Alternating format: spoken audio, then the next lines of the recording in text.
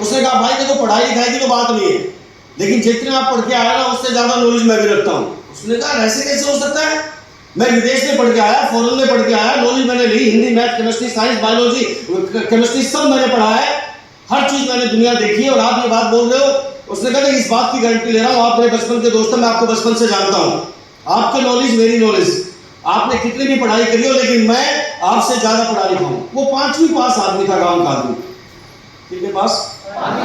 तो उसने कहा चलो यार अगर ऐसी बात है तो शर्त लगा दो। उसने कहा शर्त लगी, चलो आप मेरे सवालों का जवाब दो। तो उसने कहा चलो गांव वालों को बुलाओ, सारे गांव वाले बुलाए, इकट्ठा किया, गांव वाले आए। गांव वाले आने के बाद उन्होंने बोला बात क्या? उसने कहा ये मेरे से शर्त लगा रहा है, और ये क्या बोल रहा है, ये डॉक्टर इंजीनियर प्रोफेसर जो भी फील्ड का था वो एक्सपर्ट था। उसने कहा ये बार बार बोल रहा है कि मेरे को ज्यादा नॉलेज है, लेकिन ये व्यक्ति बोल रहा है ये मेरा बचपन का दोस्त है, एयरपोर्ट पर मुझे लेने गया। उसने कहा नहीं नॉलेज तो मेरे को भी है, लेकिन ये 5वीं पास गांव के स्कूल में पढ़ा हुआ, इसके पास क्या नॉलेज हो सकती है? उसने कहा नहीं मुझे भी नॉलेज है। तो उसने गांव वालों ने बोल दिया चलो यार दोनों शर्त लगाओ और सवाल करो, सवाल जवाब करो, जो जीत गया उसको सबसे ज्यादा पढ़ा लिखा नॉलेज है मान लेगा। उसने कहा ठीक है, डर, मामला तय हो गया। गांव वालों ने बोला कि बोलो वकील साहब, डॉक्टर साहब, इंजीनियर साहब, जो भी कोई व्यक्ति था वो कोट पैंट टाई वाला जो विदेश पढ़ के आया, फॉरेन में पढ़ के आया, उसने कहा आप सवाल करो। तो गांव के 5वीं पास से उसने पूछा कि भाई आप बताओ। उसने कहा सर मेरी औकात 5 रुपए की है, अगर मैं सवाल का जवाब नहीं दे पाया तो मैं कितने रुपए दे दूंगा? आवाज करवाई, कितने रुपए? और उस व्यक्ति ने कहा जो छूटी बुटी था कि मेरी औकात 100 रुपए की, अगर मैं आपके सवाल का जवाब नहीं दे पाया तो मैं आपको 100 रुपए दूंगा। उसने कहा ठीक है, मामला तय हो गया। सारा गांव सामने बैठा, क्वेश्चन आने लगे। उसने कहा बोलिए। तो छूटी बुटी इंसान ने, उस बहुत सारे इंटेलिजेंट व्यक्ति पढ़े लिखे ने एक सवाल किया, पूछा उससे कि ये बताओ, उस गांव के व्यक्ति से, कि हमारा देश आजाद कब हुआ? उसने कहा मुझे नहीं पता।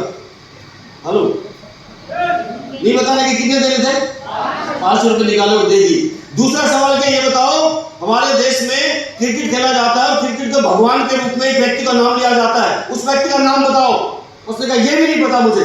500 रुपए का नोट निकाला और दे दिया। कितने देने थे? सवाल तीसरा हुआ। उसने कहा ये बताओ कि हमारा देश जब आजाद हुआ था तो आजाद कराने वाले लोग, मुख्य लोग कौन कौन थे? उसने कहा मुझे ये भी नहीं पता। 500 रुपए का नोट निकाला और ऊपर वाली जेब से, आवाज नहीं आई, दे दिया। अब सारे लोग गांव वाले बोले पागल इंसान है यार, हम बोल रहे थे कि पढ़ा लिखा है यार, विदेश पढ़ के आया, नॉलेज है, इसको कुछ नॉलेज नहीं है। उसने कहा नहीं भाई, एक सवाल मैं भी करूंगा। 3 सवाल इसने करे, 3 मैं करूंगा। तो उसने पहला सवाल पूछा, ये बताओ डॉक्टर साहब, वकील साहब, इंजीनियर साहब, आपके पास आपने 3 सवाल करे, 15 रुपए जीत लिए, मैं हार गया, मेरे एक सवाल का जवाब दो। उसने कहा बोलिए। उसने कहा एक ऐसे पक्षी का नाम बताओ जिसका एक पैर आसमान में रहता हो, दूसरा जमीन में रहता हो। कहा एक पैर आसमान में रहता हो, दूसरा जमीन में रहता हो। वो चक्कर में पड़ गया यार, सारा सब कुछ पढ़ के आया, सारी दुनिया में पढ़ा, सब कुछ देखा, हर चीज देखा, ऐसे पक्षी का नाम तो कभी मैंने सुना ही नहीं। अब उसने कहा कमाल हो गया, सारे गांव वाले बोले बताओ जवाब दो।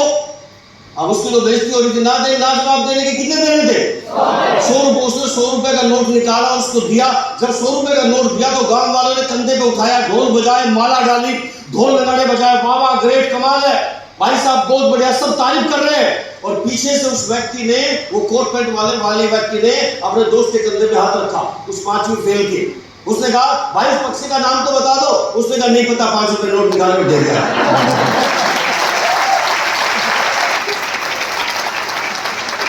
नहीं बताने के कितने देने थे? आवाज नहीं आई यार। तो ना बताने के 5 रुपए देने थे ना। 80 रुपए फिर भी जीत गया गांव का अनपढ़ आदमी का वाला आदमी। सोचिए आप। तो so please try to understand क्या कहना चाह रहे हो यार, समझिए इस बात को। वो दोनों भाई लड़ने लग रहे, सेमिनार होगा, बहुत व्यक्ति आएगा, बहुत अच्छा होगा, बहुत बढ़िया होगा, मैं सब जानता हूं, मैं सब जानता हूं, मैं सब जानता हूं। वो कुछ नहीं जानता मां के साथ। अगर जानता तो आज इसी तरह की स्टेज पे होता और यहां बैठा होता। है ना, कुछ नहीं जानता हूं। बहुत लोग आते हैं इस बिजनेस के अंदर, अभी मैंने शुरुआत की है, बहुत लोग आएंगे, बहुत लोग जाएंगे। बहुत सारे लोगों को इस बिजनेस में जब आने के बाद ना पेशेंस होता है, ना सीखते हैं, ना ही समझते हैं सिस्टम क्या है। किसी भी इंडस्ट्री में, किसी भी सिस्टम में जाने के लिए और जाने के बाद आपको कमिटमेंट के साथ सीखना पड़ता है, टाइम देना पड़ता है। हाँ या ना? ऐसे दूसरी स्टोरी,